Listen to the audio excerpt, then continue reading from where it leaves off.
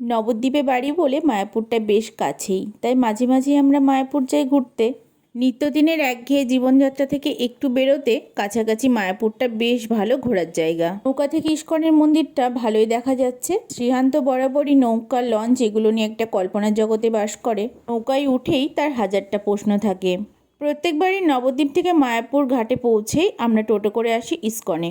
ইস্কনে অপোজিটে যে চায়ের দোকানগুলো আছে ওখানে কিছু হালকা টিফিন করি, তারপরে ভিতরে আসি। এখানে ভক্তরা কৃষ্ণ নামে তালে তালে নাচ করছিল, প্রচুর ভিড় ছিল, আমিও দেখছিলাম। আর যেহেতু রাধাষ্টমী ছিল সেই জন্য প্রচুর ভক্তদের ভিড় হয়েছে। আর মন্দির চত্বরটা খুব ভালোভাবে সাজানো হয়েছিল। ইস্কনের ভিতরে দুটো ফোয়ারা আছে, এটা হচ্ছে ছোটটা। এই জায়গাটাই হচ্ছে শ্রীহানের সব থেকে পছন্দের জায়গা, কারণ এই ফোয়ারার কাছেই প্রচুর মাছ ছাড়া থাকে, কয়েকটা কচ্ছপও রয়েছে।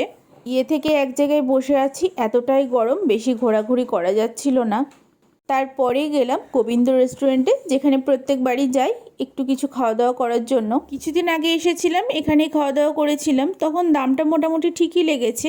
এবার এসে দেখছি প্রত্যেকটা খাবার 50 থেকে 100 টাকা করে বাড়িয়ে দিয়েছে। আমরা নিয়েছিলাম একটা মশলা ধোসা, যেটা শ্রীহান খেতে খুব পছন্দ করে, আর নিয়েছিলাম চাউমিন। চাউমিনটা খেতে ভালোই ছিল, তবে দাম অনুসারে কিছুই দেওয়া ছিল না, অল্প কিছুটা গাজর আর ক্যাপসিকাম ছাড়া। ধোসার ভিতরে পুরটাও অনেকটাই কম ছিল, তবে এত কিছুর মাঝেও খাবার কোয়ালিটি বেশ ভালো। খাওয়া দাওয়া হয়ে গেছে, এবার বাড়ির দিকে রওনা দেব। যাওয়ার পথে দোকানগুলো একটু একটু দেখতে দেখতে যাচ্ছিলাম। শ্রীহানবাবু তার বাবাইকে একের পর এক প্রশ্ন করেই চলেছে, আর সেও এদিকে শ্রীহানকে সব কিছু বুঝিয়ে বুঝিয়ে বলবে। আমরা এই দোকানে এসেছিলাম একটা ছোট ফ্যান কিনতে, কিন্তু সেটা এতটাই ছোট এখান থেকে আর নেবো না, পরে কোনো সময় দোকান থেকে নিয়ে নেব। প্রত্যেকবারের মতো বাড়ি ফেরার আগে ভজন কুঠিরে গিয়ে আধ ঘন্টা মতো বসেছিলাম।